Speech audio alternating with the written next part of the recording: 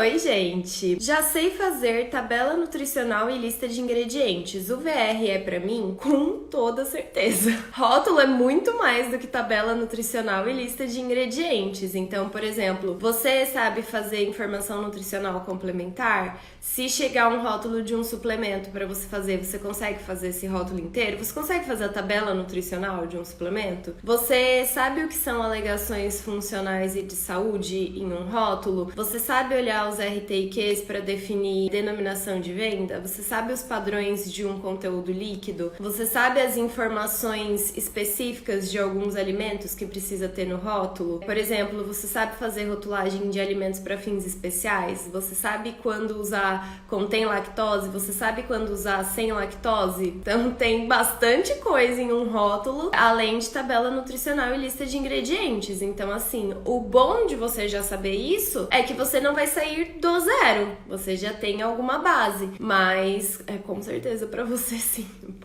Pode investir que vai dar bom. O IDR, que é ingestão diária recomendada, de proteínas, você considera 50 gramas, conforme a RDC 269, ou você usa o IDR da 360?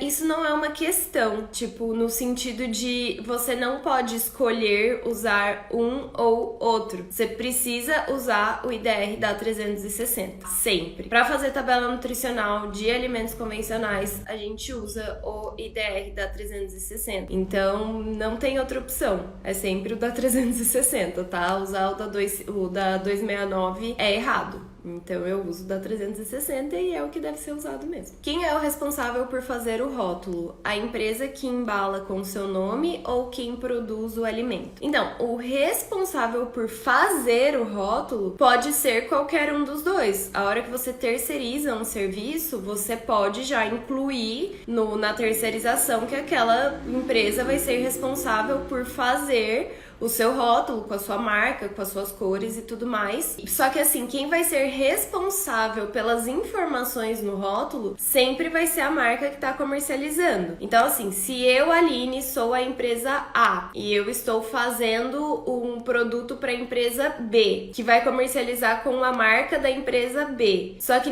a hora que eles me contrataram para entregar o produto pronto. Eles não vão fazer nada. Então eu vou produzir o alimento, embalar, vou fazer o rótulo e tudo mais. Só que quem vai responder por esse alimento, quem é responsável por esse rótulo, por mais que não tenha feito, é a empresa B, porque a marca é deles. Então a marca é a responsável. Se tiver algum problema, por exemplo, se tiver um erro e alguma empresa for ser multada, vai ser a empresa B, por mais que eu tenha feito o rótulo, entendeu? É a mesma coisa com a consultoria. Então eu faço rótulo para diversas empresas. Se houver uma multa, a multa não vai vir pra mim. Eles não vão multar a CISP Erro Consultoria. Eles vão multar a empresa. Aí, por isso que é importante o contrato. Se eu que vou pagar essa multa, se eu vou pagar uma porcentagem dessa multa, se eu não vou ter nada a ver com essa multa, aí é questão de contrato entre eu, prestadora de serviço,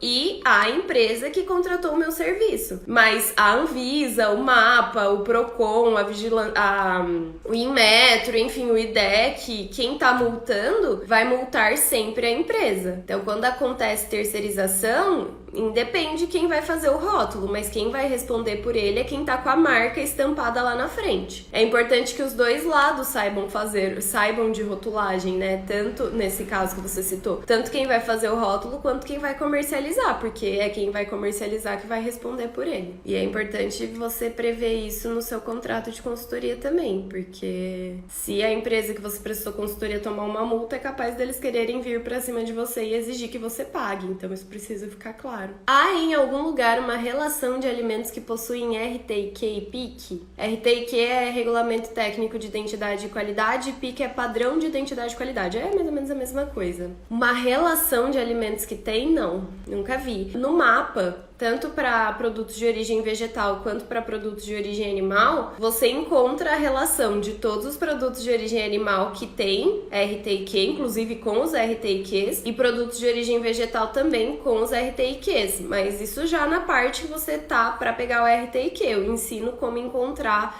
Isso lá no VR, inclusive, na parte de como encontrar as legislações. Na Anvisa, na biblioteca de alimentos. Se algum alimento da Anvisa tiver RTIQ, vai estar na biblioteca, então você vai encontrar lá. Mas não tem, tipo, uma tabela com o nome de todos os alimentos que tem RTIQ, tanto da Anvisa quanto do mapa. Isso não tem. Mas para você encontrar é relativamente fácil, se você souber onde ir, eles estão todos separadinhos. Sobre análise de gordura trans, quem solicita? Fiquei na dúvida, explica mais. Quem solicita o quê? Quem solicita pra quê? Eu não entendi direito sua pergunta. Se você tiver por aí, me manda ela mais explicadinha pra ver se eu posso te ajudar. Uma mistura para preparo de pão de queijo se enquadra em qual produto para definir a porção? Quando a gente tem mistura para o preparo de qualquer coisa, a porção dessa mistura normalmente vai ser a quantidade necessária para preparar a porção do alimento. Então, por exemplo, um pão, porção é de 50 gramas. Se eu tenho uma mistura para pão, qual que vai ser a minha porção? A quantidade da minha mistura necessária para fazer 50 gramas de pão. Se eu tenho uma mistura para preparo de, sei lá, por exemplo, leite em pó, qual que é a porção do leite em pó? A quantidade necessária para fazer 200 ml de leite. Então é sempre a quantidade necessária para fazer a porção do alimento que aquela mistura resulta. Precisaria ver qual é a porção do pão de queijo, que eu não vou lembrar agora exatamente onde ele vai se enquadrar. Eu nem lembro se existe pão de queijo lá na 359 especificadamente, mas eu acho que não. Mas vai ficar ali na parte de panificação, no grupo 1 mesmo, com certeza. Então vai ter alguma coisa similar a pão de queijo, se não tiver exatamente pão de queijo. E aí uma mistura para preparo de pão de queijo vai ser normalmente a quantidade necessária para fazer uma porção de pão de queijo. Se bem que eu acho que pão de queijo tem sim, e é 30 ou 50 gramas. Alguma coisa assim. Vamos supor que são 30 gramas. Então vai ser a quantidade necessária para fazer 30 gramas de pão de queijo. Esse é o racional, mas aí você tem que olhar lá na 359 se tem definido tudo certinho, como que você vai definir a porção do pão de queijo, se não tiver e tal. Mas é tudo 359. Gente, falou em porção e medida caseira, é RDC 359 e RDC 163 para alguns casos de embalagem individual. Não foge disso, tá? A resposta tá lá. Quem fiscaliza rótulos errados? Todo mundo fiscaliza rótulos errados. Vigilância Sanitária, MAPA, PROCON, Inmetro, IDEC, qualquer órgão de defesa do consumidor, qualquer consumidor, seus concorrentes, todo mundo fiscaliza rótulo errado, porque, por exemplo, eu sou consumidora. Se eu ver um rótulo errado, como por exemplo tem aqui, posso denunciar. Denuncio para a Vigilância Sanitária, denuncio para o PROCON, denuncio. Então todo mundo fiscaliza rótulo. Ah, porque você mandou aqui, né? Quem fiscaliza rótulos dos alimentos? Existem muitos queijos com certificação sim e uns sem rótulos de outros municípios. Então, você pode denunciar. Você pode denunciar para o serviço de inspeção, você pode denunciar pro PROCON, você pode denunciar pro IDEC, você pode denunciar, não sei se nesse caso para vigilância sanitária como uma infração sanitária, mas pode denunciar você mesmo. Chocolate em pó ou achocolatado em pó? Eu não sei se eu entendi o sentido dessa pergunta, tá? Mas os dois alimentos existem. Qual que é a diferença? Chocolate é um alimento que tem RTIQ. É um alimento da Anvisa e o RTIQ é RDC 265, talvez? Alguma coisa assim, 263, 265, mas tem de 2005, se eu não me engano. Mas tá lá na biblioteca de alimentos. Então, existe um padrão que a gente precisa cumprir para ter chocolate, que é ter no mínimo 25% de sólidos de cacau, ter algum derivado de cacau e outros ingredientes. Então, se eu tenho isso, eu tenho chocolate. Então, tem como eu ter chocolate em pó. Se eu tiver cacau em pó e açúcar, e o cacau e os sólidos totais de cacau resultarem em 25% do produto, pelo menos, eu tenho chocolate em pó. Agora, se a quantidade de cacau for inferior, de sólidos de cacau, né? For inferior a 25%, aí eu não tenho chocolate, porque daí eu não tô cumprindo os padrões exigidos no RTQ? Aí eu vou ter achocolatado em pó, que não tem uma definição para achocolatado, tá? Achocolatado em pó é um nome consagrado pelo uso para algo que não é chocolate. Então, tanto que você vai ver que normalmente vai ser alimento à base de cacau. O nome em si não vai ser achocolatado, porque, sei lá, esse nome é só consagrado pelo uso, tá? Mas é essa a diferença. Existe tanto chocolate em pó quanto achocolatado em pó, porque existe um padrão para chocolate. Então, se cumpre, é chocolate. Se não cumpre, não é chocolate, aí pode ser achocolatado. É permitido produzir bebidas ultrapassando 100% da IDR em vitaminas? Ou só pode ter o 100%? Você pode ultrapassar.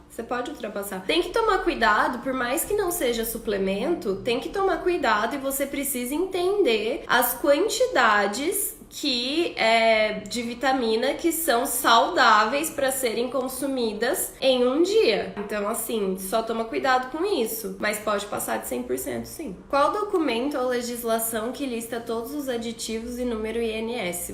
Todos eu não sei. Tem a RDC 45 de 2010, que são os aditivos BPF, então que são os mais comuns. Lá tem o nome do aditivo, o número INS e as funções tecnológicas que ele pode exercer. Tem a RDC 18 de 2008, que fala sobre os edulcorantes, então lá também tem os edulcorantes e os INS. E aí tem algumas legislações específicas para certos tipos de produtos. Então tem os aditivos permitidos para sorvete, aditivos permitidos para leite, aditivos permitidos para nananã. Então tem essas separadas também. Mas é só você procurar lá na Biblioteca de Alimentos da Anvisa as legislações que falam sobre aditivos. Normalmente nela vai ter o nome do aditivo, o INS e a função. Essas mais gerais, como a 45 e a 18, e as mais específicas para o produto mesmo. Como saber se uma matéria-prima adicionada ao produto se enquadra como aditivo ou ingrediente? Primeiro que é bem difícil você ter um aditivo que seja um ingrediente também, tá? Eu só consigo pensar no caso do tocoferol, que é uma vitamina e também é um antioxidante. Mas, primeiro, a quantidade que você coloca desse produto já define mais ou menos o seu objetivo com ele ali. E, principalmente, qual é o objetivo daquele alimento tá sendo colocado. Porque dependendo da quantidade, eu consigo entender se o tocoferol tá ali para ser um antioxidante ou se ele tá ali para ser um enriquecimento de vitamina. São quantidades diferentes. Mas é principalmente pelo objetivo, é o que eu falo na aula 2 da imersão. Você precisa conhecer as legislações, o seu produto e o processo de fabricação dele. Então, saber essas quantidades e o objetivo faz parte de conhecer o seu produto. Por que aquele ingrediente ou aditivo tá ali?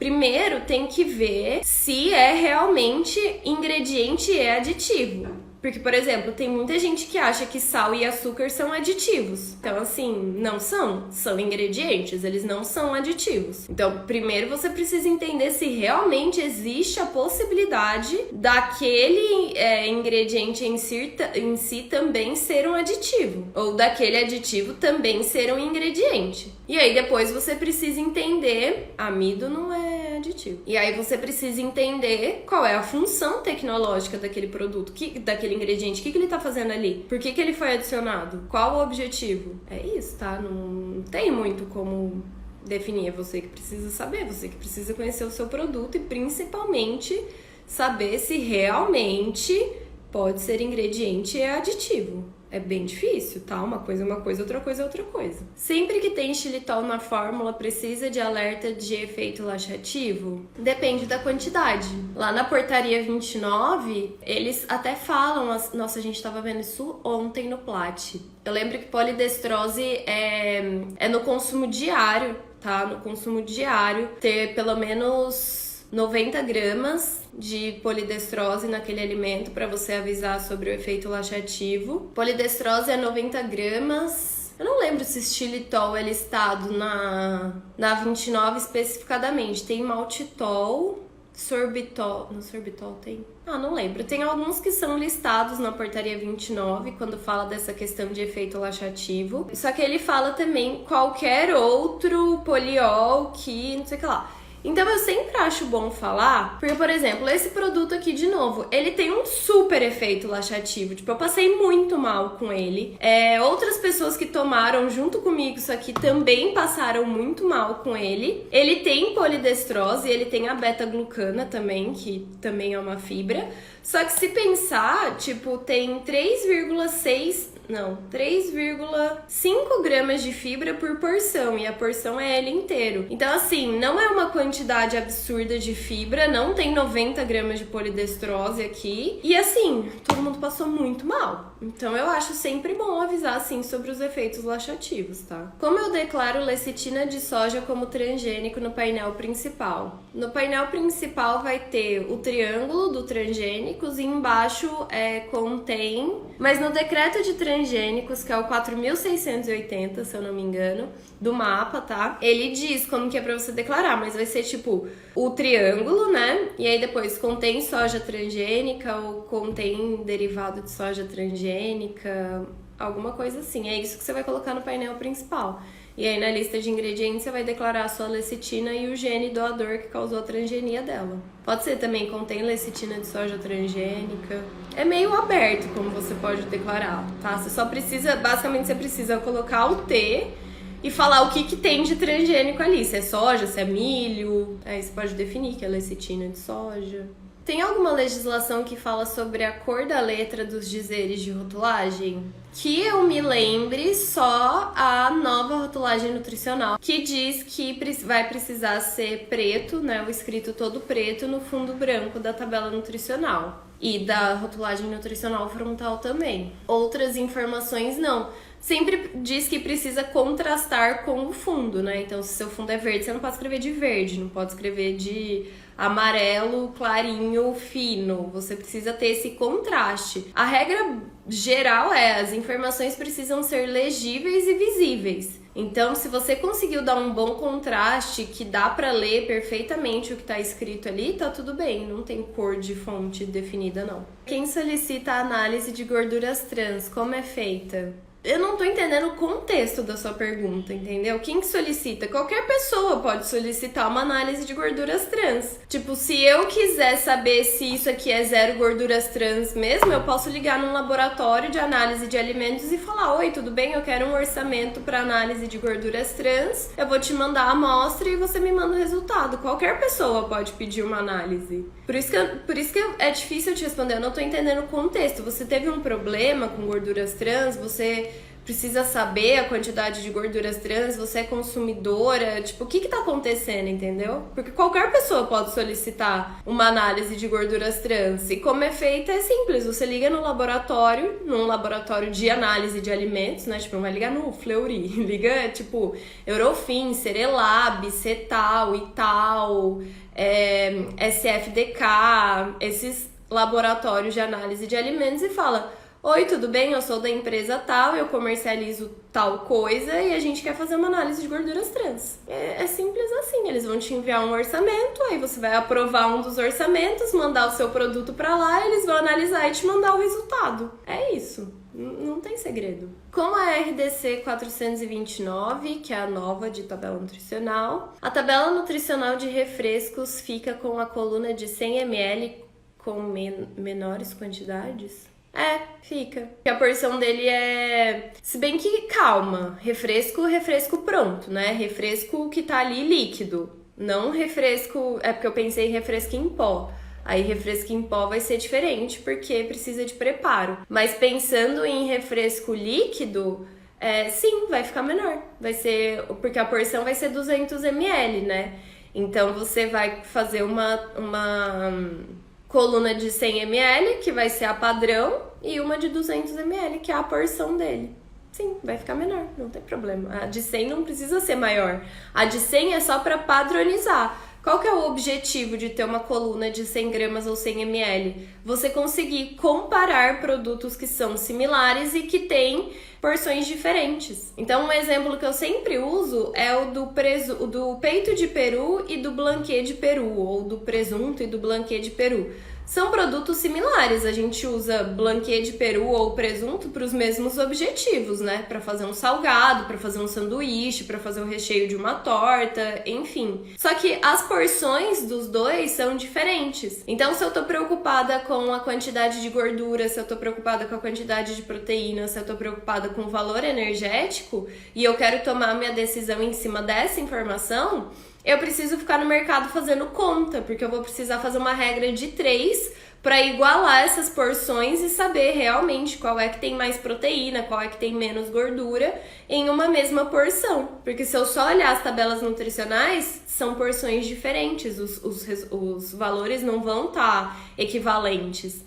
Entendeu? Essa coluna de 100 gramas ou de 100 ml, ela veio para facilitar isso, não é para ser mais. É só para você sempre ter uma medida igual. Então, a hora que eu pegar o blanquê de peru, e o presunto, eu não vou precisar ficar fazendo regra de 3 para igualar a porção. Eu vou olhar em 100 gramas qual é a quantidade de gordura dos dois. Qual tiver menos, eu compro. Ou qual tiver mais proteína, eu compro. E eu consigo tomar minha decisão de forma mais fácil, tá? Então, é para isso que tem essa coluna ali. Então, não tem problema ela ser menor.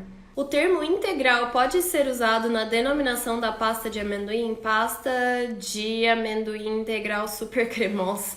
Você tem um problema com esse super cremosa aí, tá? Isso aí é uma denominação de qualidade sensorial. Super cremosa em relação a quê? A outra versão dela, as concorrentes. Da onde esse super cremosa? Isso é perigoso, tá? Pasta de amendoim integral... Hoje até pode, quando entrar em vigor a legislação de integral, não vai poder mais, porque é só para cereal. Amendoim não é cereal, então não vai poder mais não. Mas hoje até passa. Hoje eu me preocuparia mais com o super cremosa do que com o integral, mas mais pra frente vai ser um problema. Para declarar alimentos compostos na lista de ingredientes, os 25% é de acordo com a porção? Não vai fazer diferença, né? É proporcional isso, mas você vê na receita, na sua receita total. Então, você vai fazer uma receita que rende ali, sei lá, 1 quilo. Qual que é a proporção de cada alimento dentro dessa receita? É aí que você vai ver os 25%. Se você pegar isso por porção, vai ser tipo a mesma coisa, porque é proporcional, você tá falando da mesma receita. É que é mais fácil você fazer pra receita inteira, não precisa ficar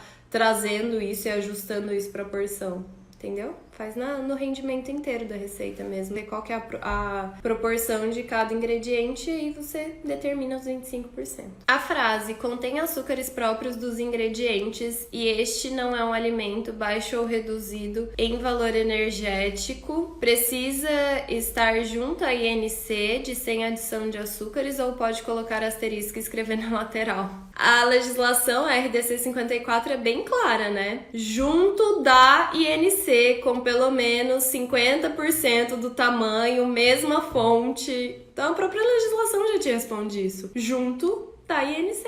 Não em nenhum momento fala, caso não caiba, coloque um asterisco e escreva na lateral. Ai, gente, é junto da INC, no mesmo lugar. No mesmo lugar que você escreveu sem adição de açúcares, logo embaixo você já escreve. Contém açúcares próprios dos ingredientes e este não é um produto baixo ou reduzido em valor energético, se for o caso, né? Você tem que olhar para o seu produto. Às vezes ele é baixo em valor energético, às vezes ele é reduzido em valor energético, às vezes ele não tem açúcares próprios dos ingredientes, então tem que ver isso. Mas se precisar escrever esses avisos, é junto da INC, a própria legislação já diz. Tá, se na lista de ingredientes tem leite como ingrediente, né? Na lista de ingredientes não vai estar escrito contém leite, certo? Nos alergênicos, talvez. Na lista de ingredientes, não. Considero que contém lactose. Intolerante pode comer? Depende. Pode ter um leite, 0 lactose. Nesse caso, não tem lactose e intolerantes podem comer. Agora, se tiver um leite, primeiro, não necessariamente vai estar escrito contém lactose, depende da quantidade de lactose. Se intolerante pode comer ou não, aí você tem que ver com uma nutricionista, com um médico, que não é meu caso, tá? Sou engenheira de alimentos. Caso alguém ainda não saiba, sou engenheira de alimentos. E por que eu reforço tanto isso? Ai, você odeia nutricionistas? Não, eu adoro nutricionistas. Inclusive, muitas por aqui. Não posso te falar se intolerante pode comer, isso aí não tá na minha alçada. Eu posso te falar talvez como uma intolerante. Eu posso comer algumas coisas que tem leite, que tem lactose. Às vezes vai me dar uma reação pequena, mas pequenas quantidades assim eu tolero. Tem gente que não tolera nem pequenas quantidades, então depende, né? Mas não necessariamente porque tá escrito contém leite nos alergênicos e não na lista de ingredientes, vai ter lactose. Existem os produtos zero lactose, né? Então, suco de fruta natural feito de polpa precisa de registro no mapa? Sim, sim, sim. Todas as bebidas vegetais precisam de registro no mapa, incluindo o suco. Tá? E polpa também. No rótulo declararam não contém glúten, porém abaixo da descrição dos ingredientes tinha assim, alérgicos, pode conter trigo. No caso, a alegação correta seria contém glúten? Sim, porque se pode conter trigo, contém glúten, tá? Não existe a opção de pode conter trigo, não contém glúten, é sempre contém glúten. Refeições prontas congeladas entram em alimentos compostos, item 5.8 da RDC 359. Ai, ó, não vou lembrar se é alimentos compostos. Não lembro, eu precisaria ver o item 5.8 para ver a definição, para ver se é isso. Mas refeições congeladas, elas vão entrar naquela questão de alimentos com composição nutricional distinta, porém que devem ser consumidos em conjunto, tá? Porque é uma refeição, então você supõe que tudo ali é para ser consumido junto. Então ele vai entrar nisso. E aí a porção vai ser geral. E aí, como você vai definir essa porção? Provavelmente lá no penúltimo item da tabela da 359, tá? Que são alimentos prontos para o consumo. Vai ser isso, aí você vai poder definir a sua porção com base nas calorias. O racional é esse. Tem um prato congelado pronto para consumo, a tabela nutricional é para toda a porção da embalagem. Posso usar na porção em medida caseira, por exemplo, 380 gramas. Uma porção, 380 gramas é a quantidade total do seu prato? Coloca uma unidade. Só tem que ver, porque esses 380 gramas não estão passando de 500 calorias, não? Se não estiver passando, tá tudo certo. Coloca uma unidade, não uma porção. Para uma lista de ingredientes de uma carne temperada, onde é utilizado temperos como harmonia, cura. Devo abrir a lista mesmo que a quantidade seja bem inferior a 25%? Harmonia e cura são ingredientes compostos, é isso? Chocada! Você compra um tempero que chama harmonia? Harmonix, meu Deus do céu, você não vai colocar na sua lista de ingredientes Harmonix, você não vai colocar o nome do tempero, você vai colocar, precisa entender o que é esse produto. Ele é só um tempero? Tipo, ele é só um mix de ervas e sal? Então agora já que ela falou que é Harmonix, eu entendi que agora a cura é do processo de curar, de nitrito, nitrato, sim. Mas você não vai colocar Harmonix na sua lista de ingredientes, você precisa saber o que é ele. Ele é um mix de aditivos e especiarias, ele é só um mix de especiarias, entendeu? Você precisa entender o que ele é. Se for um mix só de especiarias, tipo se lá dentro tiver manjericão, alho, salsa, essas coisas, você pode declarar só como um mix de especiarias. Não precisa abrir a lista de ingredientes dele, porque tem declaração genérica pela 259. Agora, se tiver aditivo ali no meio, aí você vai precisar abrir. Daí declara tudo separado. Você pode até declarar as especiarias como especiarias somente, e mais os aditivos você vai ter que falar. Função tecnológica e nome no final da lista. Então tem que separar isso. Aí você precisa entender exatamente o que é esse ingrediente. Mas ele não vai aparecer na sua lista como Harmonix. Você vai precisar escrever o que ele realmente é.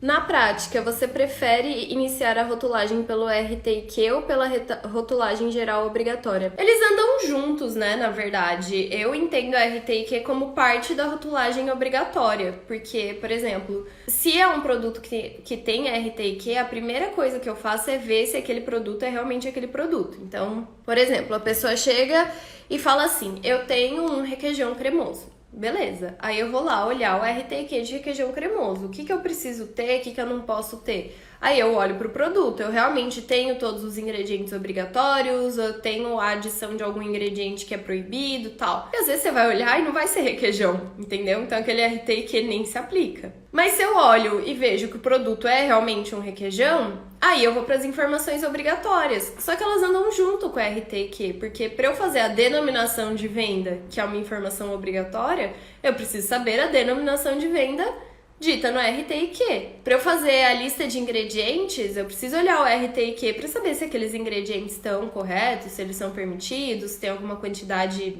exigida. Então, eles andam meio juntos, entendeu? Mas eu faço todas as informações obrigatórias primeiro, e aí depois eu vejo se o RTQ tem alguma especificação de algum aviso que precisa ser feito, alguma coisa assim. Daí isso eu faço depois. Mas as informações obrigatórias e o RTQ, eles andam juntos. Na rotulagem de suplementos, a porção declarada é somente da que vai ser usada ou tem que colocar por 100 gramas também?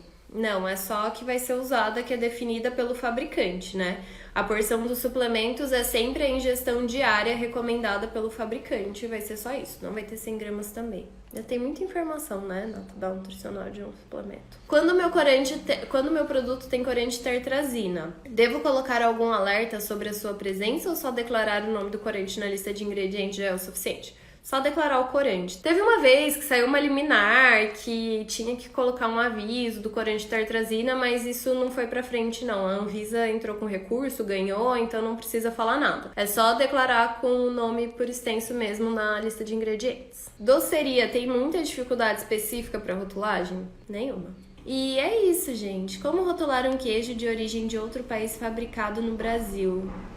Exemplo, queijo Boursin. Você vai rotular com todos os requisitos de queijo aqui. A única coisa é que provavelmente a denominação de venda dele vai ser queijo tipo Boursin. Só isso. O resto é igual mussarela. Quando o produto é denominado como artesanal, precisa ter rótulo completo? Primeiro, é difícil que ele seja denominado como artesanal, tá? Muito provavelmente ele não é, porque não existe isso. Não tem essa classificação artesanal. E sim, ele precisa de um rótulo completo, como qualquer outro. Beijo, obrigada a todo mundo que estava aqui. Tchau, tchau!